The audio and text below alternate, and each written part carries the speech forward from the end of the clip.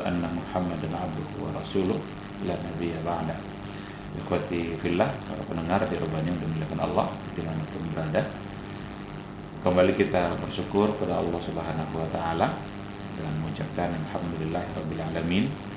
Pada pagi yang penuh berkah ini kita kembali dimudahkan untuk mengisi waktu dengan sesuatu yang baik dan positif insyaallah bagi kehidupan kita, yaitu dengan mempelajari kaidah-kaidah fikih yang berhubungan dengan kehidupan keseharian kita. Mudah-mudahan waktu yang kita habiskan untuk belajar seperti ini, meskipun melalui media dan dari jarak jauh, itu tidak mengurangi khidmat dan keutamaan yang akan kita dapatkan dari sebuah majelis. Karena majelis ilmu, majelis zikir, taman surga itu merupakan sesuatu yang memiliki fadilah yang sangat luar biasa berdasarkan kepada hadis-hadis Rasulullah Sallallahu Alaihi Wasallam. Mereka akan mendapatkan doa dari para malaikat, Allah akan turunkan baginya ketenangan dan lain sebagainya. Yang mudah-mudahan semua bentuk fadilah dan keutamaan itu pada pagi ini bisa kita dapatkan. Sama-sama kita juga harus memperbanyak selawat dan salam untuk Rasulullah Sallallahu Alaihi Wasallam. Allahumma salli ala Muhammad wa ala ali Muhammad. Mudah-mudahan sosok figur yang dikirimkan oleh Allah Subhanahu wa taala untuk menyampaikan sebuah risalatul Islam, itu risalahnya itu senantiasa kita pahami untuk kemudian kita tauladani dalam kehidupan kita keseharian. Yakinlah bahwa satu-satunya jalan keselamatan itu hanyalah ada pada garis atau pada jalan yang sudah digariskan oleh Rasulullah Sallallahu Alaihi Wasallam. Setiap kali kita mencoba untuk mencari konsep yang lain, cara yang lain selain daripada yang diajarkan Nabi, maka pasti akan berujung pada kesalahan dan kesesatan. Tapi setiap kali kita berupaya untuk mengembalikannya kepada konsep dan manhaj atau ajaran yang sudah disampaikan oleh Rasul, maka insya Allah akan berujung kepada kebenaran dan kebaikan. Mudah-mudahan kita semua bisa mendapatkan syafaatnya di mahsyar. Amin, amin ya rabbal alamin. Kembali pada pertemuan ini kita akan melanjutkan kaidah fikih kita. Untuk pagi ini kita sudah masuk pada al-qaidatu al-ashirah, kaidah yang ke-10. Kita baca dulu kaidahnya. Kaidah yang ke-10 itu berbunyi al-aslu idhafatul hadithi ila aqrabi awqati. Al-aslu idhafatul hadithi ila aqrabi awqati.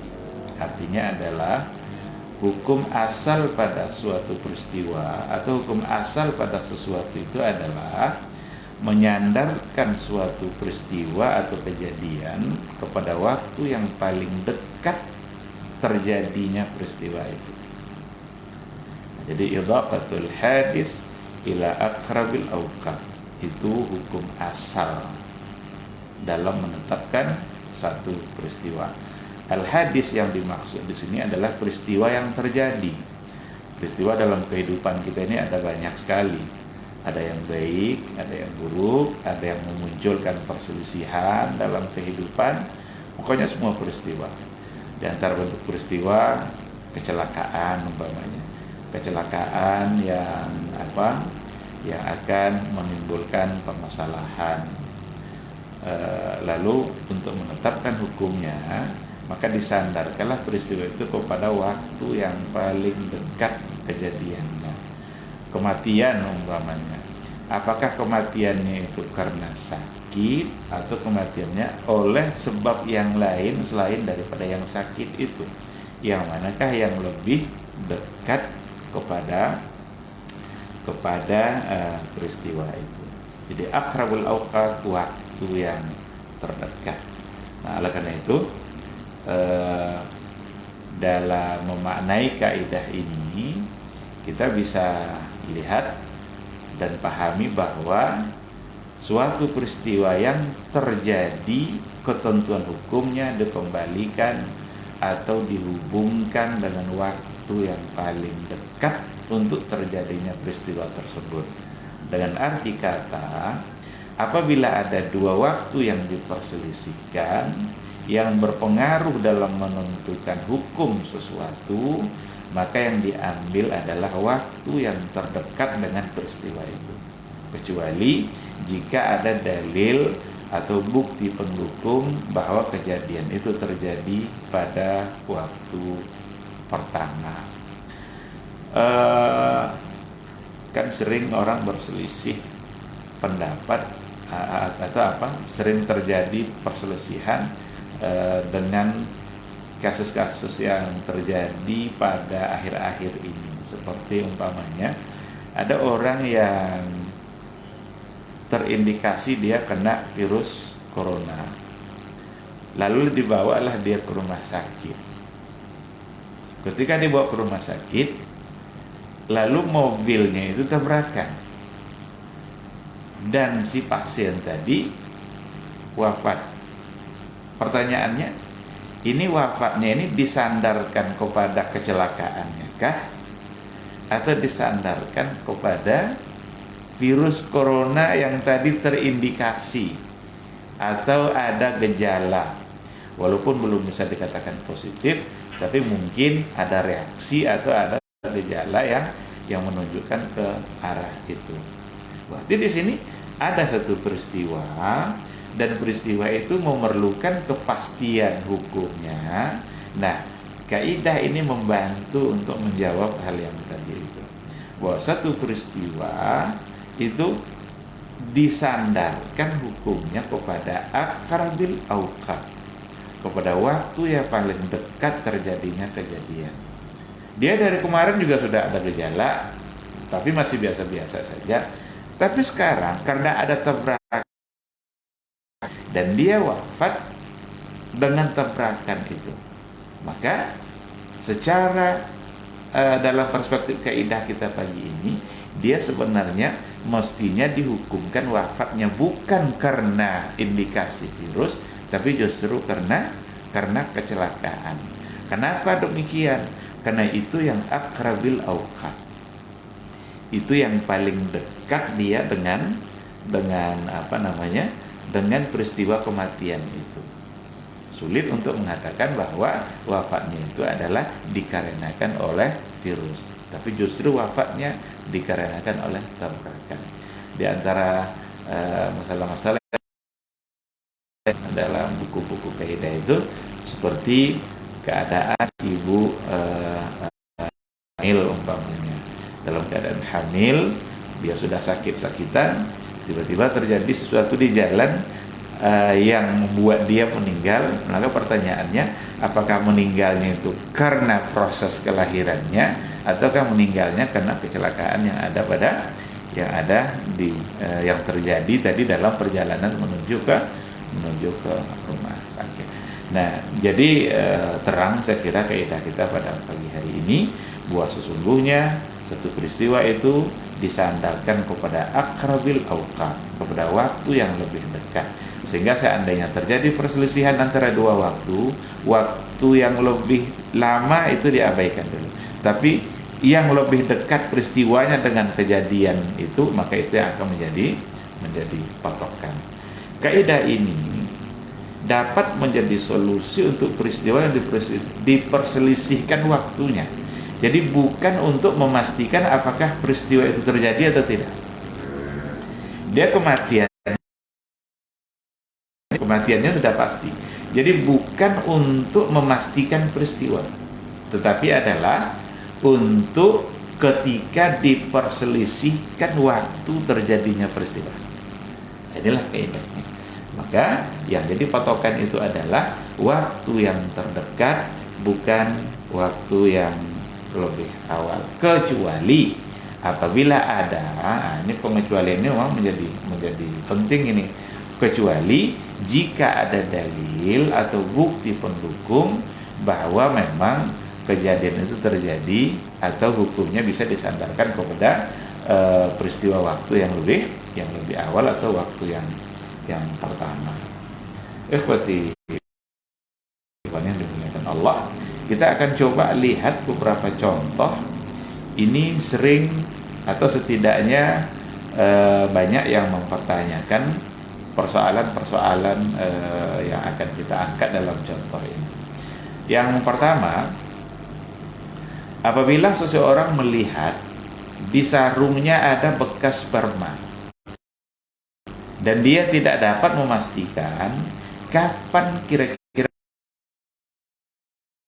maka dapat dihukumkan keluarnya adalah pada waktu tidur terakhir yang dia lakukan. Ini kan konsekuensinya dengan ibadah sholat. Karena kalau seandainya ada bekas sperma di sarung, berarti keluar sperma itu kan membuat dia berkeadaan hadas besar. Yang hadas besar itu adalah wajib mandi. Sekarang karena dia tidak menyadari itu dan dia tidak mandi, berarti dia telah melakukan sholat mungkin sekali, mungkin 2 kali dalam keadaan di mana dia berhadas besar. Nah, ketika dia tahu yang tadi itu adalah sperma dan itu milik dia, karena sarung hanya dia yang pakai, tidak mungkin itu milik orang lain, pasti milik dia. Berarti ada di antara sholat dia yang tidak sah karena dalam keadaan berhadas. Bagaimana cara menentukan kapankah kira-kira keluarnya? Ini adalah dijawab oleh kaidah kita pagi ini. Aqrabil awqat. Jadi idhafatul hadis ila aqrabil awqat. Disandarkan satu peristiwa kepada waktu yang paling dekat. Nah, waktu yang paling dekat itu umpama dia melihat bahwa terlihatnya itu adalah di waktu mau sholat asar. Subuh sudah lewat, zuhur juga sudah lewat. Ketika mau masuk waktu asar, terlihatlah ada bekas yang tadi itu. Maka dia harus mengembalikan peristiwa itu kepada tidur terakhir yang dia lakukan. Kapan dia terakhir kali tidur? Oh, ternyata dari subuh tadi sampai menjelang asar dia tidak ada tidur. Karena kemungkinan keluarnya tentu pada waktu dia tidur. Oleh karena itu, dia sandarkan hukumnya kepada terakhir tidur berarti malam tadi. Nah, kalau sudah dipastikan seperti itu, maka dia harus mengulang subuhnya karena terlaksana dalam keadaan tidak suci, dan juga zuhurnya karena terlaksana dalam keadaan tidak suci. Tapi seandainya setelah zuhur tadi dia tidur, seandainya tadi setelah zuhur dia tidur istirahat, mungkin capek kali dia istirahat, dan dia berada di waktu asar, maka dia sandarkan pula keluarnya tadi adalah di waktu yang terakhir dia tidur. Dia tidak sandarkan pada tidur malam tadi, tapi dia sandarkan pada tidur sore setelah istirahat setelah sholat zuhur. Nah, jadi dihukumkan keluarnya pada tidur terakhir yang dia lakukan. Ini yang dimaksud dengan akrabil awqat, waktu yang paling dekat tidurnya itu dengan kejadian itu adalah kalau tadi setelah zuhur berarti itu yang jadi patokan, kalau tidak maka berarti pada tidurnya malam tadi. Ini contoh yang pertama. Apakah harus diulang? Ini kan orang juga sering bertanya, apakah harus diulang sholatnya seperti itu? Jawabannya iya, karena persoalannya berhubungan dengan hadas. Kalau hadas itu kan keadaan kita yang tidak suci, jadi kita sholat dalam keadaan tidak suci. Berbeda nanti hukumnya ketika ada najis di pakaian.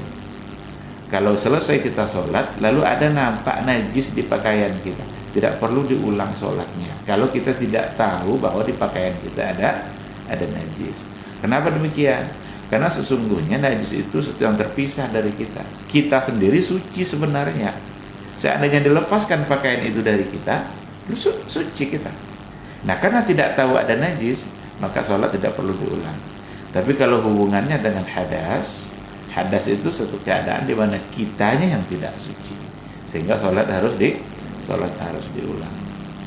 Baik, untuk contoh yang kedua, apabila seseorang berwudu dengan air yang tanpa disadarinya bahwa air itu bernajis, maka ia harus mengulangi semua sholat yang sudah terlaksana dengan memperkirakan waktu terdekat masuknya najis ke dalam air tersebut.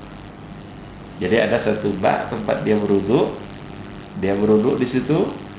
Kemudian setelah berkali-kali dia berwudu, dia baru menyadari kalau air itu ternyata bercampur dengan najis. Kalau airnya bercampur dengan najis, tentu wudunya tidak sah karena menggunakan air yang tidak suci. Kalau wudu yang tidak sah, berarti sholat juga tidak sah. Nah, pertanyaannya, kira-kira dihukumkan kapan dia mengulang kembali beberapa sholat yang tadi sudah terlaksana? Subuh sudah, zuhur sudah, asar sudah, maghrib sudah. Pas mau sholat isya, disadarilah bahwa air yang dari pagi tadi itu jangan-jangan di situ memang sudah bernajis, sudah bercampur dengan najis. Bercampur dengan najis itu mungkin tadinya tak kelihatan bahwa di bagian dasarnya itu ada entah bangkai tikus, entah ada hal-hal yang lain yang kotoran yang membuat dia jadi bernajis. Nah, maka solusinya adalah dengan memperkirakan kira-kira kapan mulai air itu menjadi air yang bernajis. Nah, disitulah dia berupaya untuk mencari tahu. Berupaya mencari tahu itu ya dengan keadaan air yang tadi sudah dia gunakan. Contoh umpamanya waktu subuh tadi rasanya saya tutup bak ini, saya tutup ember ini. Tapi pas zuhur kalau nggak salah setelah sholat zuhur saya lupa menutup ember ini. Jangan-jangan masuknya adalah ketika ember tidak ditutup. Itu namanya indikasi atau tanda dalil-dalil yang mendukung. Kalau memang bisa dipastikan seperti itu, berarti ambillah kapan kira-kira waktu terdekat masuknya najis ke dalam air. Seandainya dia bisa mengatakan bahwa kemungkinan besar najis itu masuk atau air itu tidak suci lagi setelah zuhur, maka berarti dia harus mengulang asarnya dan maghribnya. Tapi kalau dia lebih yakin lebih awal lagi, mungkin setelah subuhnya, maka dia juga ikut untuk mengulang sholat zuhurnya. Contoh yang berikutnya, jika seorang muslim meninggal dan ia memiliki istri beragama Nasrani, lalu istrinya datang dan mengaku sudah berislam sebelum suaminya meninggal. Ini Nasrani sini mungkin hubungannya dengan ahlul kitab gitu ya, dengan orang-orang yang memang dulu secara hukum Islam kan memang dibolehkan untuk menikah dengan ahlul kitab. Datang mengaku sudah berislam sebelum suaminya meninggal, sedangkan ahli warisnya mengatakan bahwa ia masuk Islam itu setelah suaminya meninggal. Maka yang diterima adalah ungkapan ahli waris, sehingga ia tidak mendapatkan warisan kecuali jika dapat menunjukkan bukti. Nah, jadi adalah seorang beragama Islam dan dia memiliki istri yang dari ahlul kitab, dari beragama Nasrani. Ketika dia meninggal, tentu berdasarkan kepada hadis dalam persoalan harta warisan, la yarithu al-muslimu al-kafira. Orang muslim itu tidak mewarisi yang selain agama Islam. Berarti istrinya tidak mendapatkan harta warisan secara kajian fikihnya. Tetapi si istri mengaku bahwa dia sudah Islam sebelum suaminya meninggal. Karena kalau dia sudah Islam sebelum suaminya meninggal, dia punya hak untuk mendapatkan harta warisan. Hanya saja apa yang dikatakan oleh seorang istri itu dibantah oleh ahli waris. Karena ahli waris mengatakan Islamnya sesungguhnya justru adalah ketika suaminya sudah meninggal. Kalau sudah suaminya meninggal baru masuk Islam, berarti dia tidak berhak untuk mendapatkan warisan. Nah, dalam hal ini berarti terjadi semacam perselisihan. Apakah Islamnya sebelum dia meninggal atau sesudahnya? Maka dijawab oleh kaidah kita pada pagi hari ini, idhafatul hadis ila aqrabi awqati. Disandarkanlah peristiwa itu kepada waktu yang lebih dekat peristiwanya dengan kejadian itu. Maka yang lebih dikedepankan pada saat itu adalah perkataannya ahli waris, bukan perkataan istri. Namun jika seandainya sang istri dapat menunjukkan bukti bahwa dia benar-benar sudah memeluk Islam sebelum dia meninggal, maka bukti itu akan lebih dikedepankan, karena itu mendukung dan memperkuat apa yang dikatakan oleh sang istri. Kita lanjutkan yang berikutnya. Apabila seorang suami menceraikan istrinya dengan tolak 3, lalu ia meninggal sebelum habis masa iddahnya.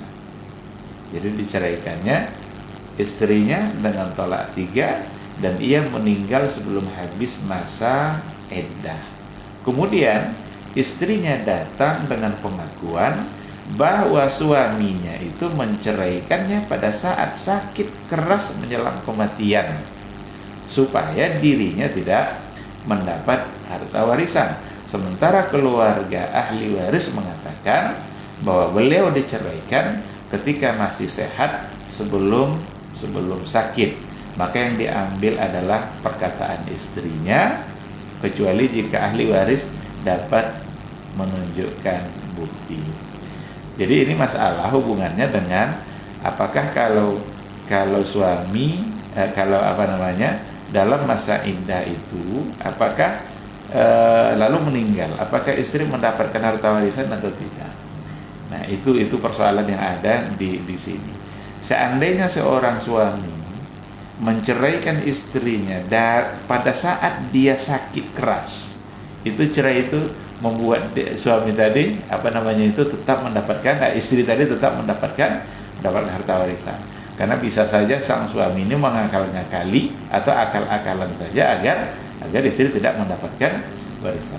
Tapi kalau diceraikannya sebelum dia sakit itu berarti dalam keadaan normal, maka secara hukum fikih memang dia tidak mendapatkan. Nah, sekarang terjadi perselisihan antara ahli waris dengan sang istri. Ahli waris mengatakan bahwa dia dulu sudah ditolak ketika dia masih sehat sebelum sakit, sementara sang istri mengatakan pada saat dia dalam keadaan sakit keras. Berarti yang lebih dekat dengan peristiwanya adalah apa yang dikatakan oleh istri, maka perkataan istrilah yang lebih dikedepankan, kecuali apabila ahli waris itu bisa menunjukkan bukti perceraian bahwa itu terjadi memang dulu sebelum dia sakit keras. Contoh berikutnya, apabila seseorang membeli barang dengan khiyar. Khiyar itu adalah hak untuk memilih jadi atau tidak jadi membeli, hak untuk membatalkan jual beli karena ada sesuatu, seperti khiyar aib dan lain sebagainya. Jadi apabila seorang membeli barang dengan khiyar sampai masa tertentu, lalu setelah habis waktu khiyar, si pembeli datang mengembalikan barang dengan anggapan bahwa jual belinya sudah difasakh atau sudah dibatalkan sebelum habis masa khiyar. Sementara penjual mengatakan bahwa ia membatalkannya setelah habis masa khiyar. Maka yang diterima dalam hal ini adalah perkataan penjual, karena itu yang aqrabil awqat, itu yang lebih dekat dengan peristiwa yang tadi itu. Sebab si pembeli di sini berupaya untuk menggagalkan agar uangnya bisa kembali, padahal masa khiyar sudah selesai. Kalau memang terjadi fasakh sebelum habis masa khiyar, benar-benar terjadi fasakh, berarti jual beli bisa batal. Kalau batal berarti barang diserahkan, uang diambil kembali oleh si pembeli yang tadi itu. Tapi kalau seandainya tiba-tiba fasakhnya setelah habis masa khiyar, maka tidak ada lagi hak bagi si pembeli untuk minta dikembalikan karena masa khiyarnya sudah berakhir. Sehingga kalau diterima juga, itu yang akan dirugikan tentu saja adalah si penjual. Sementara Islam ini datang selalu untuk menghindarkan semua orang dari kerugian dan kerugian apapun. Jangan sampai terjadi hal-hal yang merugikan dalam kehidupan. Contoh berikutnya, jika seorang ayah, seorang wali menjual harta milik anaknya, lalu terjadi perselisihan antara pembeli dengan anak yang memiliki barang. Si pembeli mengatakan bahwa bapaknya menjualnya ketika anak tersebut masih belum balik, sehingga jual belinya sah. Jadi kalau ada barang yang dimiliki oleh seorang anak dan anak itu belum balik, dijual barang itu oleh ayahnya, penjualannya menjadi sah karena ayahlah yang mengatur harta anak yang belum balik. Sementara anak mengaku bahwa ayahnya menjual barang tersebut setelah ia balik. Kalau setelah dia balik, tentu yang memiliki harta sudah berhak untuk menentukan harta apakah untuk dijual atau tidak. Nah sekarang dia mengaku bahwa itu setelah ia balik, sehingga jual belinya tidak sah. Maka perkataan yang diterima adalah perkataan anak, karena itu waktu yang lebih dekat terjadinya peristiwa tersebut.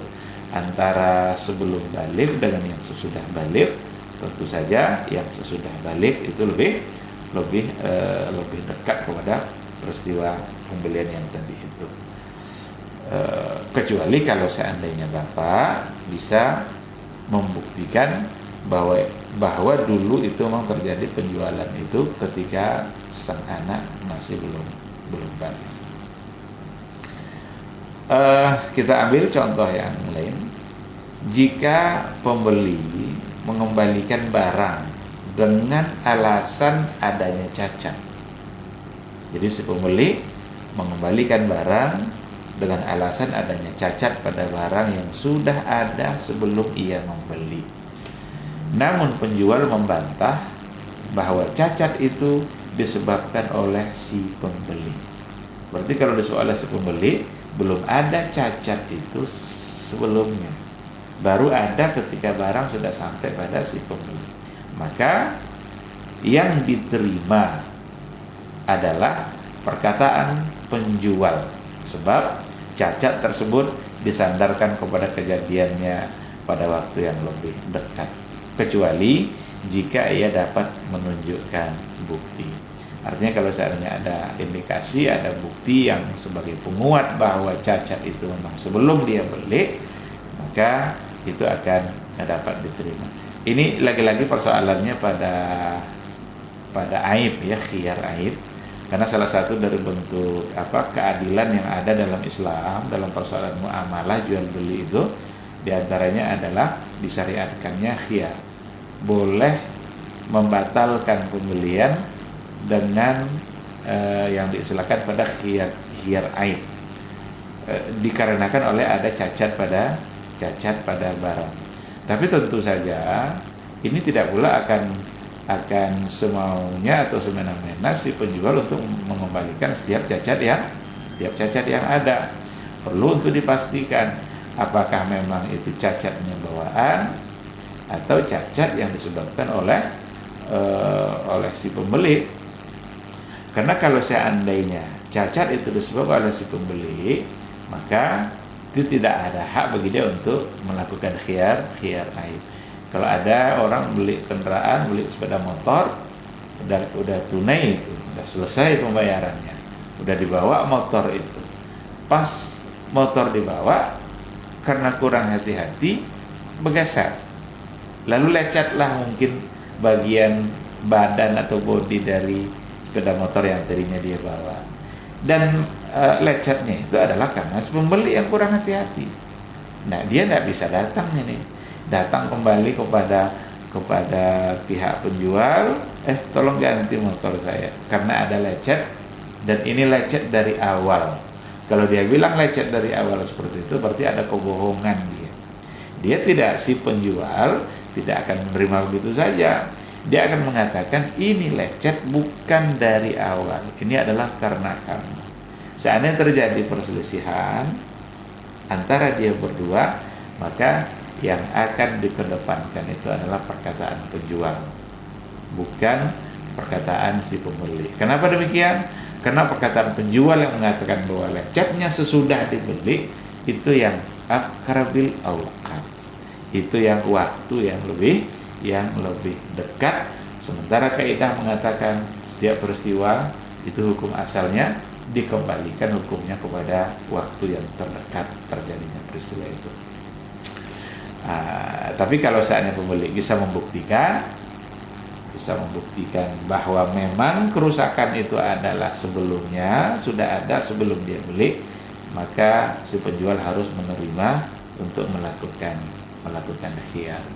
Mungkin tidak jadi beli lalu uang dikembalikan, atau mungkin diganti dengan unit yang lain atau barang yang lain. Itu tergantung bagaimana mereka menyepakati pembeliannya pada saat itu. Inilah beberapa contoh untuk kaidah kita pada pagi hari ini. Intinya ada pada bagaimana setiap peristiwa itu, kalau seandainya diperselisihkan kapan terjadinya, jika ada dua waktu yang diperselisihkan, maka yang jadi patokan adalah waktu yang paling dekat dengan kejadian itu sendiri, waktu yang paling dekat terjadinya satu peristiwa. Mudah-mudahan ini dapat membantu kita dapat memberikan solusi dalam persoalan-persoalan baik ibadah ataupun muamalah yang kita hadapi dalam kehidupan kita sehari-hari. Mungkin itu sebagai materinya, dan kita akan bertanya jawab kalau seandainya ada pertanyaan yang masuk. Silakan. Jazakallah khairan untuk materi dari kesempatan hari ini tentang kaidah fikih dalam kehidupan sehari-hari, merupakan kaidah yang ke-10. Insyaallah apa yang sudah kita bahas dan kita kaji di pagi hari ini bisa bermanfaat untuk teman-teman semua. Sebelum kita tutup kajian, di beberapa waktu yang tersisa kita mencoba menjawab pertanyaan di 0812 73 33 55 31. Untuk pertanyaan pertama, Ustaz, Assalamualaikum warahmatullahi wabarakatuh. Ustaz, Assalamualaikum. Ustaz, bagaimana jika seseorang yang junub di pagi hari itu lupa mandi dan ingat setelah akan melaksanakan sholat maghrib, Ustaz? Apakah sholat yang lewat-lewat diulang juga seperti contoh yang tadi, Ustaz? Nah, ya, baik, terima kasih. Tadi sudah kita katakan bahwa junub itu, janabah itu satu keadaan di mana seseorang dihukumkan sebagai hadas besar. Hadas besar itu tidak boleh mengerjakan sholat kecuali kalau seandainya dia sudah mandi janabah. Tidak cukup dengan wudhu. Kalau hadas kecil barulah hanya cukup dengan wudhu saja. Tapi kalau hadas besar wajib mandi. Sekarang dia lupa atau tidak menyadari dalam keadaan berhadas, berarti dia subuh tidak dengan bersuci sebagai sucinya hadas besar, tidak mandi. Pas di zuhur juga masih belum, asar juga masih belum. Ketika ingin sholat maghrib, maka mandilah dia, dan di situ dia baru teringat kalau ternyata subuh tadi dia harus mandi janabah tapi belum. Maka dia harus mandi pada saat itu, dan dia harus mengangkat hadas besar itu dari diri dia. Dan kewajiban berikutnya adalah dia harus mengulang sholat subuh yang tadi dalam keadaan tidak suci, sholat zuhur yang juga dalam keadaan tidak suci, dan sholat asar yang juga masih dalam keadaan tidak suci. Harus dia ulang karena sholatnya tidak sah. Peristiwa ini terjadi pada Umar ibn Khattab, tetapi hanya untuk sholat subuh saja. Satu ketika Umar ibn Khattab terlanjur dia melaksanakan sholat subuh, dan sampai di rumah dia baru menyadari kalau seandainya dia ternyata dalam keadaan hadas besar. Dia mandi ketika itu dan dia mengulang kembali sholat mengulang kembali sholat subuhnya. Yang terjadi pada beliau hanya untuk sholat subuh saja. Tapi seperti yang ditanyakan tadi, berarti sudah sampai maghrib, berarti ada berkali-kali. Kalau memang sudah beberapa kali dan ternyata memang dia tidak dalam keadaan suci, maka berarti ada kewajiban dia untuk mengulangnya. Wallahu subhanahu wa ta'ala a'lam. Baik, jazakallahu khairan untuk jawaban dan juga nasihatnya, mudah-mudahan bisa dipahami oleh antum yang bertanya. Kita ke pertanyaan berikutnya, Ustaz.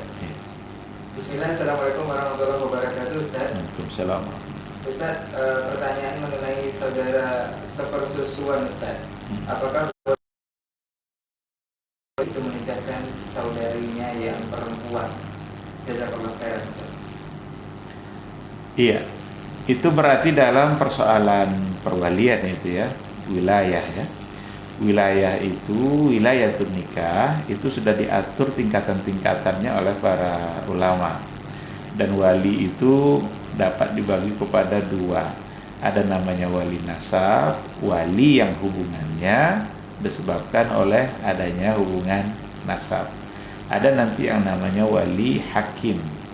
Wali hakim itu ketika seseorang yang ingin menikah tapi dia tidak memiliki wali nasabnya. Berdasarkan kepada hadis, as-sultanu waliyun liman la waliyalah. Sultan itu, penguasa itu adalah sebagai wali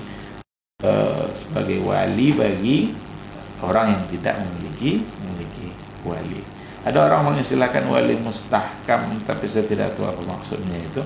Ada kadang sengaja pula orang-orang tertentu yang tidak ada hubungan apa-apa, dia sultan juga tidak, penguasa juga tidak, tapi mungkin pemuka masyarakat yang diminta untuk menjadi wali. Ini tidak, jangan sembarangan untuk melakukan hal itu. Kenapa demikian? Karena apa hak dia untuk menikahkan seseorang yang tidak ada hubungan apapun. Kecuali kalau diwakilkan oleh wali nasab, itu lain masalah. Karena wali nasab boleh mewakilkannya pada saat dia tidak mampu untuk menikahkan langsung. Berarti taukil fil wilayah, itu boleh. Tapi kalau tidak, sekedar pemuka masyarakat, sekedar imam masjid, nanti dikasih uang kalau mau menikahkannya, ini jangan. Karena tidak ada hak dia untuk menikahkan. Nah, balik kepada wali nasab. Wali nasab itu ada tingkatan-tingkatannya. Dimulai nanti wali nasab itu dari ubuwah, dari pihak bapak dan bapaknya bapak kalau dia masih ada. Nanti ada lagi dari pihak al-ukhuwah, saudara. Ada saudara kandung, ada saudara seayah, ada saudara tapi yang laki-laki, karena wali rata-rata adalah semua, tidak boleh dari yang berjenis perempuan, tapi adalah yang wali.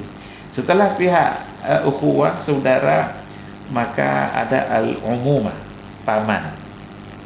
Pihak paman itu ya saudaranya, ayah, saudara, apakah abangnya atau adiknya. Itu urutan yang yang dijadikan ketentuan sebagai wali. Bolehkah anak untuk menjadi wali? Anak dia sendiri. Nah, ini yang ada semacam perselisihan di kalangan para fuqaha. Anak itu contohnya ada seorang ibu, dia sudah menjadi janda. Dia punya anak laki-laki. Anak laki-lakinya juga sudah besar, sudah dewasa. Sekarang ibu ini ingin dinikahi oleh laki-laki yang lain. Boleh enggak anak ini yang menjadi walinya dalam pernikahan? Nah, ulama mazhab walaupun ada sedikit perbedaan, tapi ada yang membolehkan dari al-bunuwah. Pihak al-bunuwah itu dari banun, dari pihak anak laki-laki yang menjadi wali. Namun yang ditanyakan tadi saudara sesusuan, wallahu alam, saya tidak itu nampaknya dari urutan yang tadi itu tidak dimasukkan saudara sesusuan, tapi saudara apakah kandung atau nanti yang seayah itu ada memang. Dan begitulah urutannya. Itu tertibnya seperti tadi. Yang bagian akhir sekali oleh para ulama itu namanya al-mu'tiq. Al-mu'tiq itu orang yang memerdekakan hambanya. Ketika dia sudah dimerdekakan, boleh dia untuk menjadi Sekian seperti itu. Allah Subhanahu wa taala. Baik, jazakallahu khairan untuk jawaban dan juga nasihatnya mengenai nasab atau wali dalam hal ini. Untuk pertanyaan berikutnya Ustaz, mengenai mahram Ustaz. Assalamualaikum warahmatullahi wabarakatuh. Ustaz, bolehkah anak tiri perempuan yang sudah balik itu terlihat auratnya oleh bapak tiri? Apakah ini termasuk mahram atau tidak? Kemudian yang kedua Ustaz, saya mempunyai adik ipar berkebutuhan khusus laki-laki. Apakah saya boleh bersalaman dengannya padahal sudah berumur lebih dari 25 tahun? Kemudian bolehkah aurat saya juga terlihat oleh adik ipar yang berkebutuhan khusus? Nah, Ustaz. Iya. Anak tiri itu adalah anak yang dari seorang perempuan yang dinikahi oleh seorang laki-laki. Maka jadilah laki-laki itu sebagai ayah dari anak tadi. Kalau seandainya seorang laki-laki sudah dukhul, sudah bercampur dengan nikah, dia lalu bercampur, berarti itu anak tiri dia dan dia tidak boleh lagi untuk menikahinya, karena itu sudah jadi mahram dia, jadi untuk selama-lamanya itu. Walaupun nanti dia sudah bercerai lagi dengan ibunya itu, ini tetap menjadi anak tiri dia yang dia tidak boleh untuk menikahinya.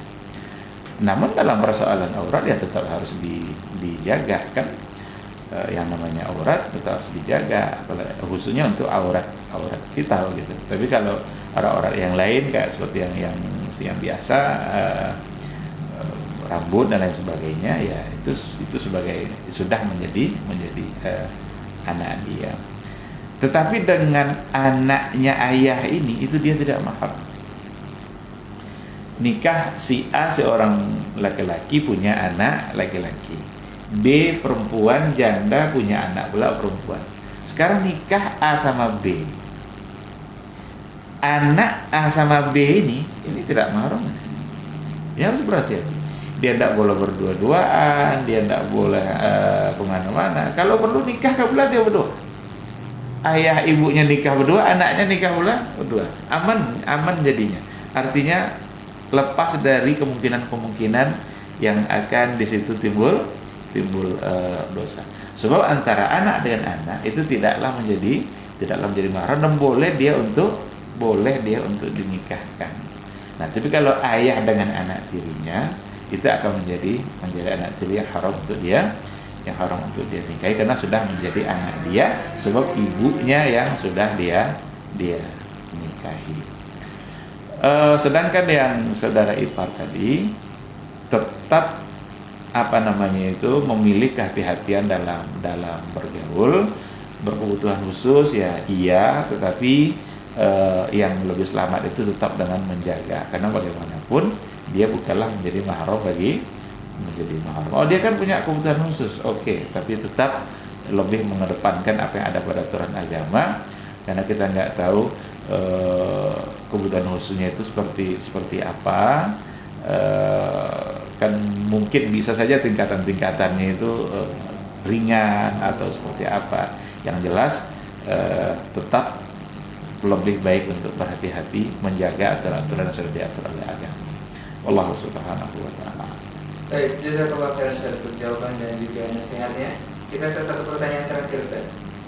Bismillah, assalamualaikum warahmatullahi wabarakatuh, Ustaz. Waalaikumsalam. Ustaz, bolehkah kita memindahkan makam ayah ke pemakaman keluarga dari tanah yang sudah dibeli? Apakah ini dibolehkan syariat atau ada prosedur secara pemerintah yang harus menjadi urus? Nah, iya. Persoalan pemindahan makam maksud itu kuburan ya. Dalam agama itu ada diatur. Dibolehkan kalau seandainya memang ada tujuan-tujuan secara syar'i. Dibolehkan itu untuk memindahkan makam itu. Ada satu lahan, di situ ada kuburannya. Tapi di lahan itu akan dibangunkan masjid. Dan Nabi melarang untuk membangun masjid di atas kuburan.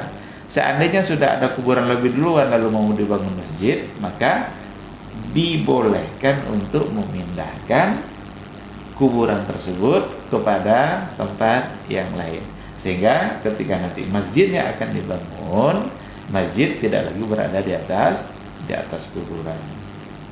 Atau ada lahan yang ternyata karena perkembangan pembangunan, lahan itu akan menjadi jalan umum umpamanya. Nah, berarti ada alasan. Maka biar nanti tidak bermasalah, sehingga kubur itu boleh untuk dipindahkan. Maka persoalan memindah dari satu tempat ke tempat yang lain itu insya Allah bisa seperti itu. Dalam satu catatan sejarah juga dikatakan tapi ada versi-versi yang berbeda sebenarnya dalam sejarah itu. Lahan yang akan dibangun dulu Masjid Nabawi itu milik Sahal dan Suhail. Tetapi ada yang mengatakan bahwa dulu di situ ada semacam diantaranya kuburan lama. Lalu kemudian dipindahkan. Ada yang mengatakan dalam catatan sejarah seperti itu. Intinya adalah persoalan memindahkan kubur itu boleh dan ada aturan, tetapi dengan alasan yang syar'i. Nah, sekarang ketika ada seorang anak dari keluarga tertentu ingin memindahkan kuburan ayahnya ke tanah pribadi yang sudah dibuat, persoalan yang perlu dipertanyakan adalah apa manfaat memindahkannya? Apa yang akan dia dapat dengan memindahkan kuburan ayahnya? Oh, kan ibu kan baru meninggal, kuburnya di sini. Biar ayah sama ibu dekat-dekatan. Tidak akan dekat-dekat juga dia tuh kalau dipindahkan. Kalau memang hanya sekedar untuk bermain perasaan dalam memindahkan supaya ayah ibunya dekat-dekat kuburannya. Itu tidak ada jaminan dia akan berdua lagi dekat-dekat, karena kubur itu kita masing-masing. Tidak ada lagi hubungan kita dan kubur yang lain. Kita masing-masing akan menentukan yang akan menghadapi apa yang akan kita hadapi. Nah, oleh karena itu, seandainya tidak ada alasan-alasan syar'i atau urgen untuk dipindahkan, tak perlu dipindahkan. Jika memang keberadaan dia di kuburan itu juga tidak ada permasalahan. Entah nanti lahannya lahan sengketa, nanti orang rebutan lahan dan lain sebagainya, berarti ada alasan. Maka yang paling penting di sini adalah apa tujuan untuk memindahkannya. Bukan persoalan boleh tidak bolehnya, tapi ketika ada alasan syar'i, maka dibolehkan untuk memindahkan kuburan seperti itu. Wallahu subhanahu wa ta'ala. Baik, jazakallahu khairan untuk jawaban dan juga materi kita di kesempatan hari ini. Mudah-mudahan yang bertanya di nomor 01273335551 bisa bermanfaat langsung dan mengenai semuanya dari jawaban yang sudah dijabarkan Ustaz. Insya Allah di kesempatan Rabu, jika Allah mengizinkan, kita akan kembali bersama Ustaz dengan lanjutan kajian di jam dan waktu yang sama. Apa untuk semua salah kata yang kita bicara tetap setia di 91,1 dan Radio Robbani, Radio Ilmu dan Peradaban. Kita tutup dengan doa kafaratul majelis. Subhanakallahumma wa bihamdika asyhadu an la ilaha illa anta astaghfiruka wa atubu ilaik. Assalamualaikum warahmatullahi wabarakatuh.